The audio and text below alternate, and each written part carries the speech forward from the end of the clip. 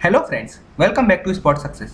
आज के इस लेक्चर में हम जो एमएसएमई सेक्टर के लिए इंपॉर्टेंट अनाउंसमेंट किए गए हैं उसको एनालाइज करेंगे और मेंस पर्सपेक्टिव से उसके बेनिफिट्स क्या होने वाले हैं और इश्यूज क्या होने वाले हैं उनको भी देखेंगे। चलिए लेक्चर स्टार्ट करते हैं। अब हम पहले न्यूज को रिविजिट करते हैं। प्राइम मिनिस्टर जी ने फ्रेंड्स अभी कोविड-19 के इम्पैक्ट को डील करने के लिए 20 लाख करोड़ का प्लान अनाउंस किया था और यह प्लान 10% ऑफ जीडीपी के बराबर है। इस अनाउंसमेंट के बाद फ्रेंड्स यूनियन फाइनेंस मिनिस्टर ने अभी एक इकोनॉमिक रिलीफ प्लान को अनाउंस किया है जो एमएसएमई सेक्टर में डिस्ट्रेस चल रहा है उसको एड्रेस करने के लिए यह इकोनॉमिक रिलीफ प्लान अनाउंस किया गया है। अगर हम एमएसएमई सेक्टर्स के इंपॉर्टेंस की बात करें तो सीएसओ के डाटा के हिसाब से अगर हम 2017 में देखें तो एमएसएमई सेक्टर का नियरली फ्रेंड्स कॉन्ट्रीब्यूशन 31% रहा था हमारी जीडीपी में, इसलिए इसका इंपॉर्टेंस बढ़ जाता है। और अगर हम पर्सनस को देखें तो नियरली 11 करोड़ पर्सन को यह एम्प्लॉय करता है यह सेक्टर। जो भी है friends economic relief plan announce किया गया है वो प्राइमरली जो डिसरप्शन हो रहे हैं सप्लाई चेन में बिकॉज ऑफ कोविड-19 और जो लार्ज स्केल बिजनेस को लॉस हो रहा है तो उनको क्लोजर को बचाने के लिए फ्रेंड्स यह इकोनॉमिक रिलीफ प्लान अनाउंस किया गया है। सबसे पहले जो मेजर अनाउंसमेंट किया गया है फ्रेंड्स वो है एमएसएमई की डेफिनेशन में चेंजेस किए गए हैं। एमएसएमई की definition of friend turnover basis पर कर दी गई है ताकि आसानी से एमएसएमई को आइडेंटिफाई किया जा सके और उनको बेनिफिट्स अवेल किए जा सके। गवर्नमेंट ने डिसाइड किया है कि एमएसएमई की जो डेफिनेशन है उसको एक्सपेंड किया जाए ताकि ज़्यादा से ज़्यादा एंटरप्राइजेस को क्लासीफाई किया जा सके एमएसएमई और वो बेनिफिट्स ले सकें। गवर्नमेंट ने फ्रेंड्स आज से 2 साल पहले एक बिल को इंट्रोड्यूस किया था, एमएसएमई डेवलपमेंट अमेंडमेंट बिल। इस बिल के अंदर फ्रेंड्स डिसाइड किया गया था कि टर्नओवर बेसिस पर डेफिनेशन होनी चाहिए, लेकिन फ्रेंड्स अपोजिशन की वजह से इस बिल को पास नहीं किया जा सका। लेकिन अब गवर्नमेंट ने फर्दर अब इस डेफिनेशन को टर्नओवर बेसिस पर चेंज कर दिया है। अब हम फ्रेंड्स न्यू डेफिनेशन को देख लेते हैं। टर्नओवर और इन्वेस्टमेंट के आधार पर माइक्रो एंटरप्राइजेस की बात की जाए तो प्रपोजल के हिसाब से अगर फ्रेंड्स किसी एंटरप्राइजेस का इन्वेस्टमेंट 1 करोड़ तक है तो वो माइक्रो एंटरप्राइजेस बन सकता है और टर्नओवर फ्रेंड्स 5 करोड़ होना चाहिए। जो अर्लियर डेफिनेशन थी फ्रेंड्स वो इन्वेस्टमेंट के आधार पर थी और मैन्युफैक्चरिंग सर्विसेज में फ्रेंड अगर 25 लाख तक इन्वेस्टमेंट हुआ करता था तो माइक्रो एंटरप्राइजेस थी और अगर सर्विसेज सेक्टर की बात करें तो यह इन्वेस्टमेंट लिमिट 10 लाख तक थी। स्मॉल एंटरप्राइजेस की बात की जाए तो न्यू डेफिनेशन के हिसाब से या क्लासिफिकेशन के हिसाब से इन्वेस्टमेंट लिमिट अब 10 करोड़ तक कर दी गई है और टर्नओवर लिमिट 50 करोड़ तक कर दी गई है। जो अर्लियर क्लासिफिकेशन था फ्रेंड्स वो मैन्युफैक्चरिंग सेक्टर के लिए 5 करोड़ तक थी, स्मॉल एंटरप्राइजेस के लिए और सर्विसेज सेक्टर के लिए फ्रेंड्स 2 करोड़ तक था इन्वेस्टमेंट। अब हम फ्रेंड्स मीडियम एंटरप्राइजेस की बात कर लेते हैं।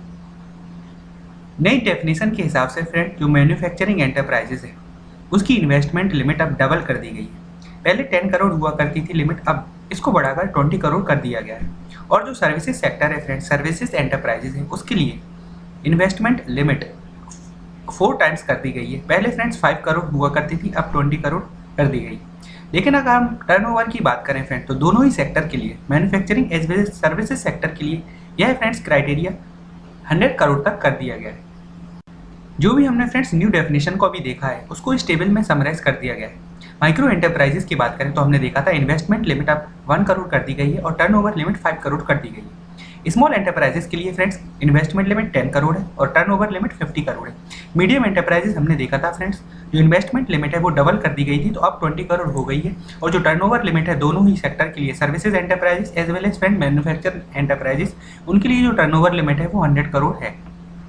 अब हम देखते हैं फ्रेंड्स जो मेजर अनाउंसमेंट किए गए हैं एमएसएमई के लिए वो क्या है।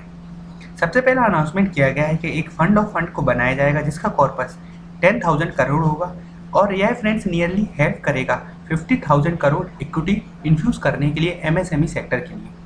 यह जो 10,000 करोड़ है फ्रेंड्स वो गवर्नमेंट इन्फ्यूज़ करेगा इस फंड ऑफ फंड कॉर्पस में और जो रिमेनिंग अमाउंट है वो एलआईसी और एसबीआई इन्फ्यूज़ करने वाला है। यह फ्रेंड्स जो फंड ऑफ फंड है वो मदर फंड की तरह काम करेगा और इसके अंदर फ्यू डॉटर फंड्स भी क्रिएट किए जाएंगे और जाहिर है कि यह एमएसएमई को हेल्प करने वाला है जो फ्रेंड्स पोटेंशियल है एज वेल एज जो विएबल एमएसएमईज हैं। जो नेक्स्ट सेकंड मेजर अनाउंसमेंट है फ्रेंड्स 200 करोड़ तक के जो टेंडर है उनमें फ्रेंड्स ग्लोबल कंपनीज को डिसअलाउ किया गया है। मीन्स अब यह जो स्पेस है वो सिर्फ इंडियन कंपनीज के लिए खोली गई है। यह फ्रेंड्स एक मेजर स्टेप है ताकि हम अपने इंडिया को सेल्फ रिलायंट बनाया जा सके और मेक इन इंडिया प्रोग्राम के लिए भी फ्रेंड्स यह मेजर इम्पेटस रहेगा। कोरोना वायरस पेंडेमिक के बाद फ्रेंड्स एग्जीबिशन और ट्रेड फेयर्स डिफिकल्ट होने वाले हैं इसलिए गवर्नमेंट ने नेक्स्ट जो स्टेप अनाउंस किया है कि जो ई मार्केट लिंकेज फैसिलिटी है वो एमएसएमई सेक्टर्स के लिए भी प्रोवाइड की जाएगी ताकि उनको मार्केट प्रोवाइड किया जा सके। साथ ही साथ जो नेक्स्ट मेजर अनाउंसमेंट है फ्रेंड्स कि गवर्नमेंट और सेंट्रल पब्लिक सेक्टर एंटरप्राइजेस को 45 डेज के अंदर अंदर जितने भी फंड है एमएसएमई के लिए उनको सबको रिलीज करना पड़ेगा। यह ग्राफ को देखिए फ्रेंड्स, जो क्रेडिट एक्सपोजर रहा है एमएसएमई के लिए 2017 से लेकर 2019 में micro as well as small medium enterprises के लिए, वो आप देख सकते हैं। फ्रेंड्स प्रीलिम्स में ट्रेंड्स पर क्वेश्चन हमेशा पूछे जाते हैं, आप देख सकते हैं 2007 से अगर हम 2019 में कंपेयर करें credit exposure of micro enterprises तो वह फ्रेंड्स वो कंटिन्यूसली बढ़ा है। 2017 में 3.1 लाख करोड़ था और 2019 में आकर यह 4.8 लाख करोड़ हो गया है। अगर हम स्मॉल मीडियम एंटरप्राइजेस के क्रेडिट एक्सपोजर की बात करें तो वो भी फ्रेंड्स कंटिन्यूसली इंक्रीज हुआ है, आप देख सकते हैं 2019 में 11.1 लाख करोड़ हो जाएगा और यह 2017 में 7.8 लाख करोड़ था। तो आपसे ट्रेंड्स पे क्वेश्चन पूछे जा सकते हैं। नेक्स्ट है फ्रेंड, स्टैंडर्ड एमएसएमईज के लिए एक emergency credit line facility provide की गई है। स्टैंडर्ड एमएसएमई से मतलब क्या है? ऐसी एमएसएमई फ्रेंड्स जिसका जो क्रेडिट लाइन है या कैपिटल इन्वेस्टमेंट है वो 25 करोड़ तक है और जो टर्नओवर है वो ₹100 करोड़ तक है, वो एलिजिबल है फ्रेंड स्टैंडर्ड एमएसएमई डेफिनेशन के अंदर और उन्हीं को यह क्रेडिट लाइन फैसिलिटी प्रोवाइड की गई।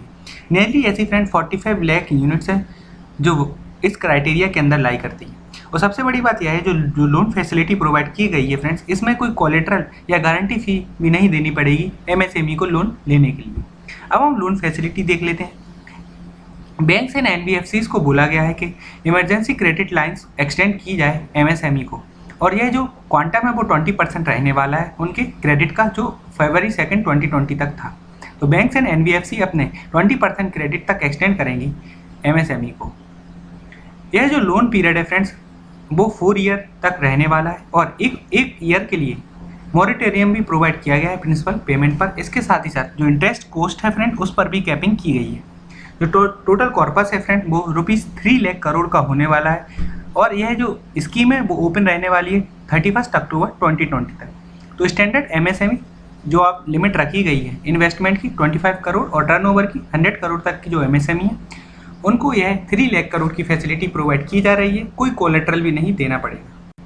फिर से आप फ्रेंड्स ग्राफ को एक देख सकते हैं और ट्रेंड्स को भी देख सकते हैं। 2010 से लेकर 2019 तक हमेशा फ्रेंड इंक्रीज देखा गया है। जो भी गारंटी अप्रूव की गई है एमएसएमईज के लिए वह आपको याद रखना है। कुछ हम बेसिक्स देख लेते हैं फ्रेंड्स। क्रेडिट गारंटी होता क्या है? अगर गवर्नमेंट क्रेडिट गारंटी एश्योर करती है, इसका मतलब है अगर एमएसएमई ने लोन लिया है किसी बैंक से और उस लोन को एमएसएमई पे नहीं कर पाती है तो फ्रेंड्स गवर्नमेंट उस लोन को पे करेगी जितना भी परसेंटेज क्रेडिट गारंटी ली गई है गवर्नमेंट के द्वारा। जैसे मान लेते हैं कि गवर्नमेंट ने 100% क्रेडिट गारंटी ली है ₹1 करोड़ तक। इसका मतलब है फ्रेंड्स अगर बैंक किसी भी फर्म को 1 करोड़ तक लैंड करती है और वह फर्म अपने इस लोन को वापस नहीं करती है तो गवर्नमेंट ने सिंस क्रेडिट गारंटी ले रखी है 1 करोड़ तक तो गवर्नमेंट यह पैसा देगी। इसी के हिसाब से अगर फ्रेंड्स क्रेडिट गारंटी 20% तक है लोन फैसिलिटी की तो सिर्फ 20 लाख गवर्नमेंट पे करेगी और बकाया 80 लाख फ्रेंड्स फर्म को ही पे करना पड़ेगा। तो क्रेडिट गारंटी मतलब यही होता है कि कुछ अमाउंट गवर्नमेंट पे कर देती है। स्ट्रेस्ड एमएसएमईज के लिए भी फ्रेंड्स गवर्नमेंट ने कुछ क्रेडिट एक्सटेंड किया है पार्शियल क्रेडिट गारंटीज की। ऐसी एमएसएमई जिन्होंने फ्रेंड्स लोन को पे नहीं किया है बैंक्स का और एनपीएस बन चुकी हैं उनके लिए भी सपोर्ट प्रोवाइड करने के लिए गवर्नमेंट ने पार्शियल क्रेडिट गारंटी प्रोवाइड की है।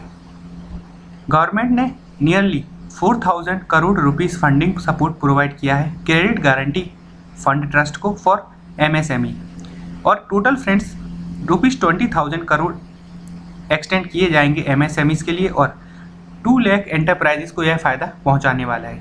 20,000 करोड़ में से 4,000 करोड़ का जो क्रेडिट गारंटी है वो तो फ्रेंड्स गवर्नमेंट ही ले रही है। इससे पहले भी फ्रेंड्स गवर्नमेंट ने partial credit guarantee scheme launch की थी एनबीएफसीज और हाउसिंग फाइनेंस कंपनीज के लिए। वहाँ पर गवर्नमेंट ने 10% क्रेडिट गारंटी को एक्सटेंड किया था।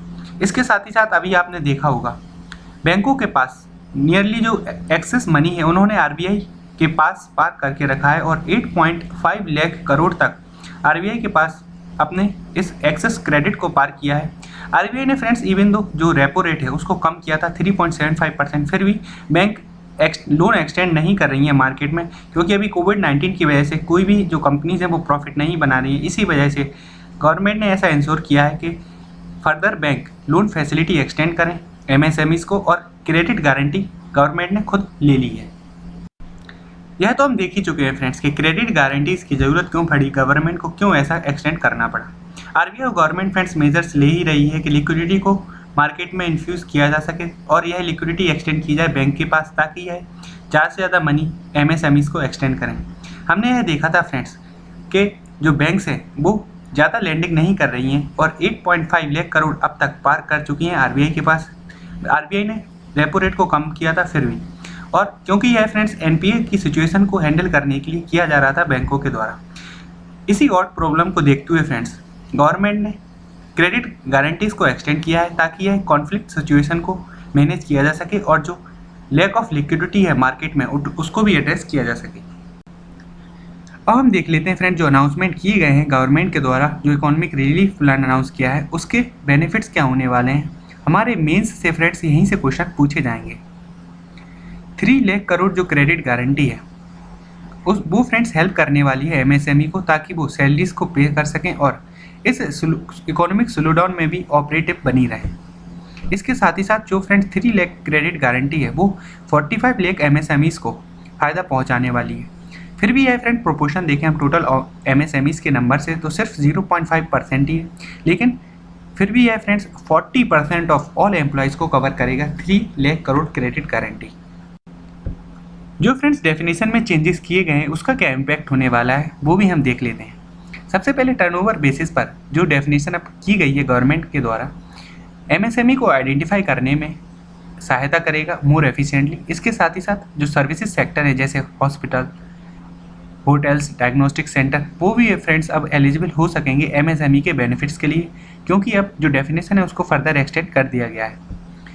जो फ्रेंड्स रीडेफिनेशन है वो असिस्ट करेगा एमएसएमई को कि वो ग्रो हो सकें as a vibrant and dynamic sector, और सेल्फ रिलायंस और एम्प्लॉयमेंट में फ्रेंड्स बिग कंट्रीब्यूटर बन सकते हैं एमएसएमई सेक्टर। यह जो अनाउंसमेंट है फ्रेंड्स इससे रिलेटेड इशूज़ क्या हो सकते हैं वो भी हम देख लेते हैं। मेंस में आप फ्रेंड्स बैलेंस्ड आंसर लिख सकेंगे इससे रिलेटेड। सबसे पहला जो इशू है फ्रेंड्स जो क्रेडिट कल्चर है उसमें डिटेरियोरेशन देखने को मिलेगा, क्योंकि सिंस गवर्नमेंट क्रेडिट गारंटी ले रही है तो जो बोरोवर्स हैं फ्रेंड्स उनके पास कोई इंसेंटिव नहीं रहेगा कि वो अपने लोन को वापस करें। इसके साथ ही साथ बैंकर्स के पास भी फ्रेंड्स कोई लायबिलिटी नहीं रहेगी, तो हमको जो लोन्स हैं उसमें टेम्पररी डिसबर्समेंट इंक्रीज देखने को मिलेगा। गवर्नमेंट को फ्रेंड्स अभी से तैयारी करनी पड़ेगी जो भी है लोन फैसिलिटी उसको कवर अप करने के लिए नेक्स्ट फाइनेंशियल ईयर में। इसलिए फ्रेंड्स देखा जा सकता है कि अगले फाइनेंशियल ईयर्स में एमएसएमईज के जो एनपीएस हैं वो ज़्यादातर राइज हो सकते हैं और गवर्नमेंट का जो डेफिसिट है वो भी इंक्रीज हो सकता है। इस लेक्चर से फ्रेंड्स हम यह सब पॉइंट्स कवर कर सकते हैं। सबसे पहले सिग्निफिकेंस क्या है एमएसएमई का इकोनॉमी में वो भी हमने देखा, और डेफिनेशन में क्या क्या चेंजेस किए गए हैं प्रीलिम्स के लिए इंपॉर्टेंट हो सकता है। क्रेडिट गारंटी की ज़रूरत क्यों पड़ी मेंस के लिए इंपॉर्टेंट है, और बेनिफिट्स और इश्यूज़ क्या है करंट अनाउंसमेंट के, यह भी हमारे आंसर को बैलेंस करेगा और मेंस के लिए ही इंपॉर्टेंट है। यह था हमारा डिस्कशन इस टॉपिक का। Thank you very much for listening.